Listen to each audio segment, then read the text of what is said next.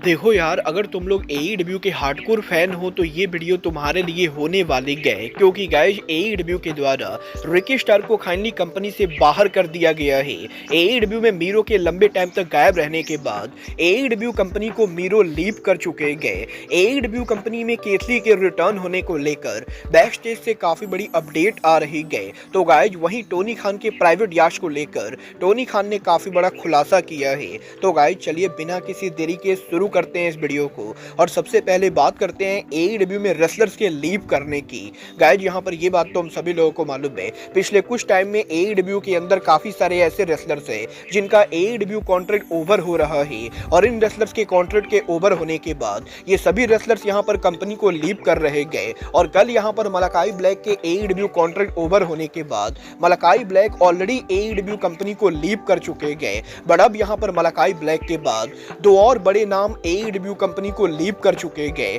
और इनमें पहला नाम और कोई नहीं बल्कि एईडब्ल्यू सुपरस्टार मीरो का है। गाइस यहाँ पर ये बात तो हम सभी लोगों को मालूम है, मीरो यहाँ पर पिछले एक साल से एईडब्ल्यू पर हमें देखने को नहीं मिले गए। और गाइस वैसे तो मीरो को कोई भी इंजरी नहीं गए, बट इसके बावजूद भी वो एईडब्ल्यू के शो पर काम नहीं कर रहे गए, और हमेशा ही एईडब्ल्यू के बैक स्टेज से इस चीज को लेकर रिपोर्ट आती गई कि एईडब्ल्यू कंपनी के अंदर मीरो की बुकिंग को लेकर मीरो यहाँ पर एईडब्ल्यू कंपनी से सेटिस्फाइड नहीं गए। और जब भी यहाँ पर टोनी खान की कंपनी मीरो को कोई आइडिया पिच भी करती गए तो मीरो यहाँ पर उन आइडियाज को रिजेक्ट कर देते गए, और लगातार मैनेजमेंट के साथ डिफिकल्टीज होने के बाद फाइनली अब यहाँ पर मीरो और एईडब्ल्यू के मैनेजमेंट दोनों ने ये म्यूचुअल डिसीजन लिया है कि मीरो एईडब्ल्यू कंपनी को लीव करेंगे। और वैसे भी क्योंकि मीरो पहले भी उनका रिलीज मांग चुके गए, तो फाइनली यहाँ पर एईडब्ल्यू कंपनी अब यहाँ पर मीरो का रिलीज एक्सेप्ट कर चुकी गए, और एईडब्ल्यू कंपनी ने आज यहाँ पर मीरो को ऑफिशियली कंपनी से बाहर कर दिया है। और अब यहाँ पर मीरो के एईडब्ल्यू को लीव करने के बाद मीरो यहाँ पर पूरी तरह से फ्री एजेंट होने वाले गए, और वो जब चाहे जिस भी कंपनी पर चाहे जा सकते गए। बट गाइस यहाँ पर मीरो वो इकलौते रेसलर नहीं गए जिसे यहाँ पर आज कंपनी से रिलीज किया गया है। गाइज यहाँ पर मीरो और मलाकाई ब्लैक के एईडब्ल्यू को लीव करने के बाद अब एईडब्ल्यू के another controversial superstar Ricky Starks भी एईडब्ल्यू कंपनी से फाइनली यहाँ पर रिलीज हो चुके गए। गाइज यहाँ पर ये बात तो हम सभी लोगों को मालूम है, रिकी स्टार्क को लेकर पिछले लंबे टाइम से इंटरनेट पर काफी कंट्रोवर्सी चल रही गए, और हर कोई ये मानता है कि रिकी स्टार्क के कॉन्ट्रैक्ट के ओवर होते ही वो डब्ल्यूडब्ल्यूई के ऊपर मूव करेंगे, और रिकी स्टार्क के डब्ल्यूडब्ल्यूई पर जाना इतना कन्फर्म है कि एईडब्ल्यू कंपनी भी रिकी स्टार्क को अपने शो पर बुक नहीं कर रही थी। और पिछले कुछ टाइम से रिकी स्टार्क एईडब्ल्यू के बाहर इंडिपेंडेंट रेसलिंग के ऊपर काम कर रहे थे, और अब यहाँ पर एईडब्ल्यू के मैनेजमेंट और रिकी स्टार्क के बीच में बढ़ते फ्रस्ट्रेशन के बाद आज यहाँ पर एईडब्ल्यू कंपनी ने ऑफिशियली यहाँ पर रिकी स्टार्क को भी कंपनी से बाहर कर दिया है। और वैसे तो रिकी स्टार्क का कॉन्ट्रैक्ट लगभग जुलाई में शायद ओवर होने वाला था, बट एईडब्ल्यू कंपनी ने मीरो की तरह रिकी स्टार्क को भी कॉन्ट्रैक्ट ओवर होने से पहले ही रिलीज कर दिया है। और अब ये देखना दिलचस्प होने वाला है कि रिकी स्टार्क के आज यहाँ पर कंपनी से बाहर जाने के बाद अब रिकी स्टार्क एग्जैक्टली डब्ल्यूडब्ल्यूई के ऊपर डेब्यू कब करते गए, और मलाकाई ब्लैक, मीरो और रिकी स्टार्क जैसे रेसलर क्या यहाँ पर डब्ल्यूडब्ल्यूई पर जाते हैं या नहीं। वाला आपको क्या लगता है, इन तीनों में से कौन कौन डब्ल्यूडब्ल्यूई के ऊपर जाएगा? आप लोग मुझे कमेंट करके बताएंगे, और देखना दिलचस्प होगा कि इन तीनों के कंपनी से रिलीज होने के बाद अब यहाँ पर टोनी खान रे फिनिश को कब तक रिलीज करते हैं। बट गाइज जहाँ तक बात रही टोनी खान की, तो गाइज इस हफ्ते टोनी खान के लेटेस्ट इंटरव्यू के अंदर जब टोनी खान एईडब्ल्यू का ग्रैंड स्लैम प्रमोट कर रहे थे, तो टोनी खान के इंटरव्यू के अंदर टोनी खान से उनके पर्सनल लाइफ को लेकर सवाल पूछा जाता है। यहाँ पर टोनी खान से इंटरव्यू में ये पूछा जाता है कि आज के टाइम के ऊपर टोनी खान एग्जैक्टली यहाँ पर किस सिटी के अंदर रहते गए, और टोनी खान का घर यहाँ पर एग्जैक्टली किस सिटी के अंदर है। तो टोनी खान यहाँ पर जवाब देकर ये कहते गए कि लोगों को ये सुनकर काफी शौक होने वाला है कि टोनी खान करंटली यहाँ पर किसी घर के अंदर ना रह के बल्कि उनके फादर साद खान के प्राइवेट याच के अंदर रहते गए। और टोनी खान यहाँ पर इस चीज को लेकर खुलासा करते गए कि कुछ टाइम पहले टोनी खान के फादर साद खान के द्वारा जो लग्जरी प्राइवेट याच खरीदा गया था, टोनी खान करंटली यहाँ पर उसी याच के अंदर रहते गए, और उस याच की कीमत यहाँ पर करीबन $400 मिलियन के बराबर है। जहाँ पर $400 मिलियन के प्राइवेट लग्जरी याच के अंदर टोनी खान और उनकी फैमिली रहती गए। और टोनी खान का ये कहना है कि वो यहाँ पर पर्सनली उस याच को काफी ज्यादा पसंद करते गए,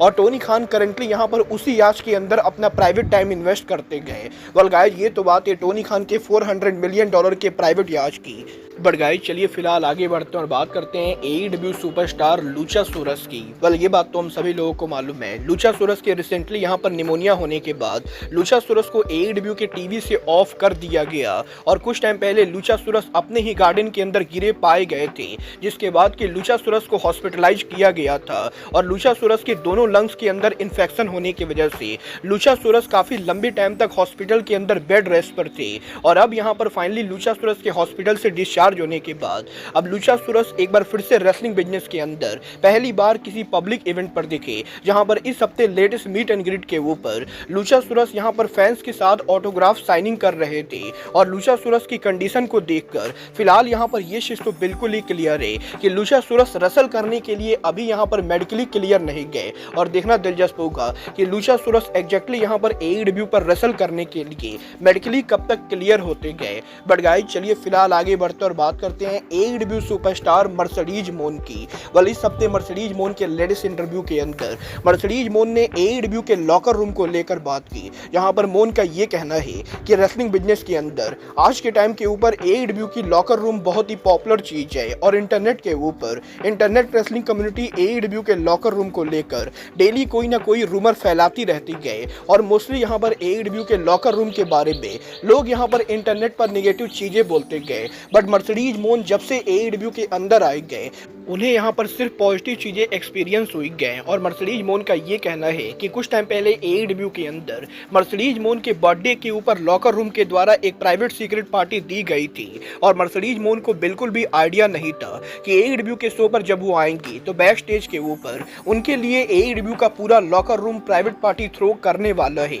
और मर्सिडीज मोन यहाँ पर ये देखकर काफी हैप्पी गए कि वो एक ऐसी कंपनी के लिए काम कर रहे गए जिसके बैक स्टेज पर हर कोई मोन से इतना प्यार करता है। और मर्सिडीज मोन एईडब्ल्यू के लॉकर रूम के अंदर अभी उनके एक्सपीरियंस पर कोई भी नेगेटिव चीज बोलना नहीं चाहेंगी। वेल ये तो बात ही मर्सिडीज मोन की। बट गाइस चलिए फिलहाल आगे बढ़ते और बात करते हैं एईडब्ल्यू के इंजर्ड सुपरस्टार कीथ ली की। वेल ये बात तो हम सभी लोगों को मालूम है, कीथ ली यहाँ पर एईडब्ल्यू के एक ऐसे रेसलर है जो जब से एईडब्ल्यू कंपनी के अंदर आए गए तब से यहाँ पर मोस्टली वो इंजर्ड ही रह गए और एईडब्ल्यू के अंदर कीथ ली और सौरभ के लगभग एक टाइम पर आने के बाद भी सौरभ यहाँ पर जहाँ एईडब्ल्यू के आज के टाइम पर मेन इवेंट लेवल के रेसलर है, वहीं कीथ ली यहाँ पर टीवी पर बेयरली फीचर होते गए और अब यहाँ पर लंबे टाइम तक एईडब्ल्यू से गायब रहने के बाद फाइनली यहाँ पर लास्ट वीक एईडब्ल्यू के डायनामाइट शो के बैक स्टेज के ऊपर कीथ ली को एईडब्ल्यू के अंदर देखा गया है। और वैसे तो अब तक ये क्लियर नहीं हुआ है कि कीथ ली एईडब्ल्यू के बैक स्टेज के ऊपर उनके रेगुलर मेडिकल चेकअप के लिए गए थे या यहाँ पर एईडब्ल्यू के मैनेजमेंट कीथ ली के रिटर्न प्लान को डिस्कस करने के लिए उन्हें यहाँ पर बैक स्टेज पर बुलाई थी। बट गाइस देखना दिलचस्प होगा कि लास्ट वीक डायनामाइट के बैक स्टेज पर कीथ ली के विजिट करने के बाद अब एईडब्ल्यू के अंदर कीथ ली का रिटर्न कब तक होता है और एईडब्ल्यू के अंदर कीथ ली यहाँ पर उनका रिटर्न करते गए या मीरो और रिकी स्टार की तरह टोनी खान कीथ ली को भी फायर करते गए। वाला आपको क्या लगता है, टोनी खान को कीथ ली को वापस लाना चाहिए या रिलीज करना चाहिए? आप लोग मुझे कमेंट करके बताएंगे। बट गाइस अब आज के इस वीडियो में बस इतना ही। मैं मिलता हूँ आपसे अपने अगले वीडियो में। बट गाइस तब तक के लिए good bye, good night and bang.